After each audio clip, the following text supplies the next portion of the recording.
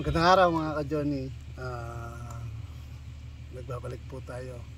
Almost 4 months din tayo na hindi nakapag-upload ng video sa ating YouTube channel. Mula kasi nung nawala ang nanay, so na-stop tayo kasi parang nawalan tayo ng number 1 fan sa ating YouTube channel. So ngayon halos 4 na buwan, then mag-start ulit tayo. Na-decide ako na ituloy ko ano yung nasimulan. So malay natin nanonood si nanay ko sa heaven, baka may YouTube din sa heaven. So tuloy natin para at least mapanood din nanay yung kaganapan nangyayari dito sa ating farm. So bigyan ko lang kayo ng mga update. Nakapagtanim kami ng sili. So ito na, medyo bumubunga na yung ating sili. Ayan.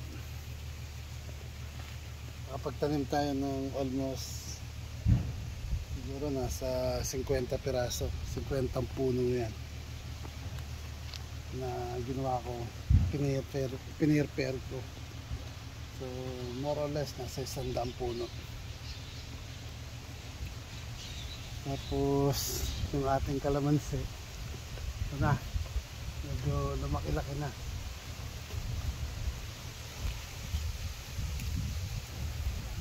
Lumaki-laki na rin sila. Tapos hahayaan na natin siya mamunga since malaki na siya.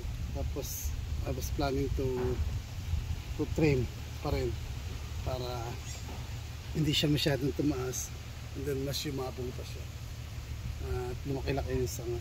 So ngayon may paila-ilan bunga na siya, hindi na natin siya puputulin. Hindi na natin siya puputulin. Ay, puputulin, tama. Tutuloy na natin yung pagbunga niya, pero itri-trim pa rin natin para hindi siya mas lalong tumaas, then magkaroon pa siya ng sanga. Then nagtanim din tayo ng in between nun. Sinubukan natin magtanim ng kamatis. May mga nabubuhay, merong hindi nabuhay. Ayan, sa kabila nilagyan ko na ng trellis. Makita. Ayan, sinubukan din natin na magtanim ng kamatis in between ng kalamansi natin. Kasi sayang naman yung space. Taniman natin. Baka sakali. Ayun, kahit pa paano, lumaki na siya. Nalagyan na rin natin siya ng parang gabay. Para hindi tumumba yung kalamansi. Ay, yung kamatis. Tapos meron na rin pabula-bulaklak. Ilan-ilan bulaklak. Ayan.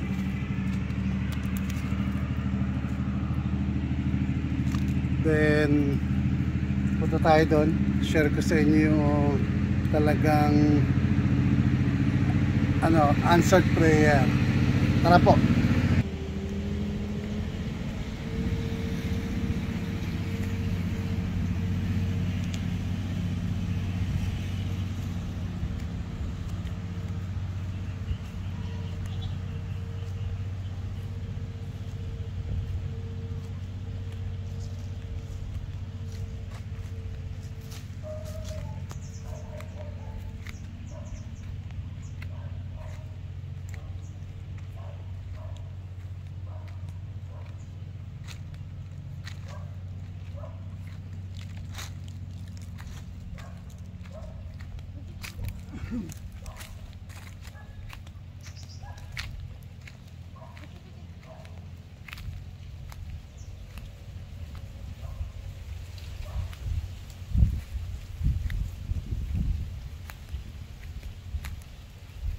Ito po, isa sa mga answered prayer na naman dito sa farm.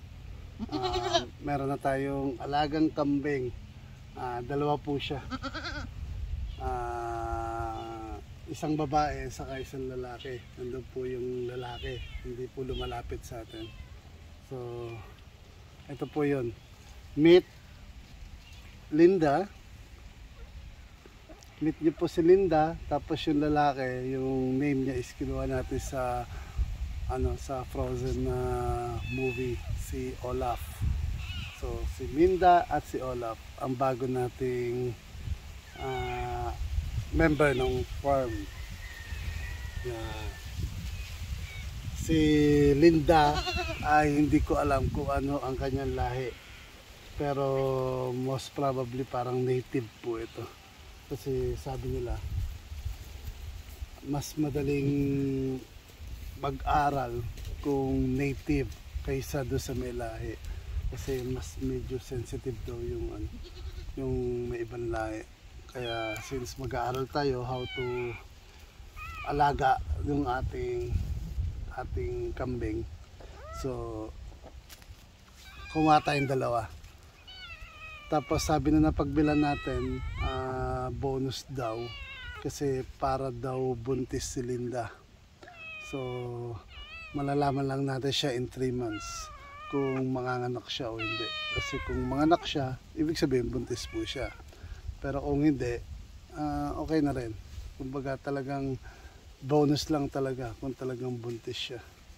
Kasi medyo malaki yung tiyan niya kumpara sa pangkaraniwan na na kambing. Kasi ang sabi naman nung may-ari, ay nung napagbilan natin, yung seller, nakastahan daw siya. Parang 2 beses yung nasabi nung nung nagbenta. So binili lang natin siya dito lang sa kapitbahay, sa tabi-tabi. Hindi na tayo pumunta ng talagang lugar kung saan, kumbaga, market na pinagbebentahan ng kambing. So samahan niyo po ako sa bagong venture o sa additional farm, sa additional member natin sa farm. Sana maalagaan natin siya at magparami. Then sooner or later, then gawa tayo ng tirahan nila. Lalo na kung plano natin paramihin sila. Then medyo bata pa yung lalaki. So ang sabi nung may-ari, yung pinagbilan natin, magsabi lang daw at heheramin natin yung lalaki nila para mapalahian natin yung ating kambing at paparami na rin natin. So na-meet nyo na po yung ating bagong mga alaga. Ito rin ang bagong alaga natin, si Mary, ang makulit na si Mary. Dumami na rin yung pusa natin kung naalala nyo nasa vlog, yung previous vlog ko. Ngayon meron na akong 11 cats, saka kasama na rin din yung mga bagong silang na wala pang 1 buwan. So I hope magtuloy-tuloy yung pag-video natin ulit. So bukas sa susunod na video natin, so ano natin yung mga grafting natin na ginawa sa ating papaya, at the same time dun sa mag-harvest tayo ng sili. Samahan nyo ako siguro sa next video natin. Maraming salamat. Thank you for watching and have a nice day.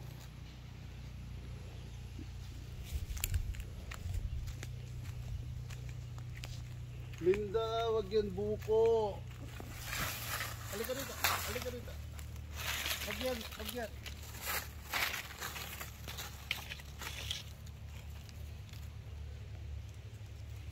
Picturean mo kami.